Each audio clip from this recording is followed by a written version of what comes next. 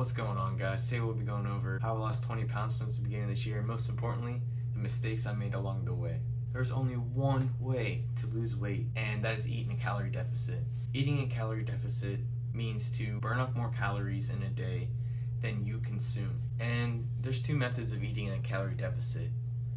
Number one being you just eat less in a day. Eat less food reasonably. Number two is you work out. Those are your only two options to eat in a calorie deficit. Now, if you want to gain weight, then you just eat in a calorie surplus, which is the opposite of a deficit. You just gotta eat more food than you burn. You gotta consume more food than you burn. Tracking your caloric intake is very important too. Weighing your food is the most accurate, but you can also just track your calories too. Personally, that's what I do, and I use MyFitnessPal. That allows me to give a rough estimate of what I consume in a day. Number two, this was a rough one for me to understand, and it took me a while to figure out. I was under the impression that carbs are the enemy. That is not the case. Carbs are not the enemy. If you eat too much of them, they're kind of your enemy. You know, don't get me wrong. If you eat too much of anything, it can hurt you in the long run, especially on the scale or in the mirror. But you just have to track your macros. You have to be responsible, and you have to be reasonable. That's the biggest thing. You gotta meet your caloric needs, and MyFitnessPal gives a rough estimate of what the caloric intake you need based on your sex, height, weight, age, and activity level. Pretty much plugging in a calculator. That cannot always be as accurate as you wish, but it's a good starting point. You can be a little flexible with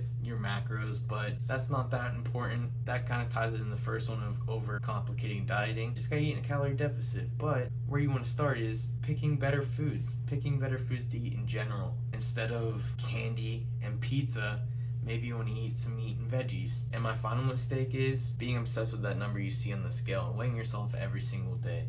The number that I see when I weigh myself every morning dictate how I feel mentally and just my mood for the day. Ideally, you want to lose about 1% of your body weight. So for example, if I weigh 150 pounds, I would only want to lose about 1.5 pounds a week, which is a healthy weight loss that you're not losing muscle, and yet you're still making progress in reaching your goal. I believe this was a big thing for me because I used to be a wrestler. I would wake up and see that, and it would really get in my head, and I'd really get hard on myself. My biggest tip on this is take the average for the week. One day you might be a little heavier because you had a lot of water that day, or you had a lot of sodium more than the other day, so don't let that get to your head. Again, like I said, 1% of your body weight is a good goal, and that'll help you stay on track, but take the average of the week. That's very important. And now I currently weigh about 182, 183, so I try to lose about 1.7 to 1.8 pounds a week.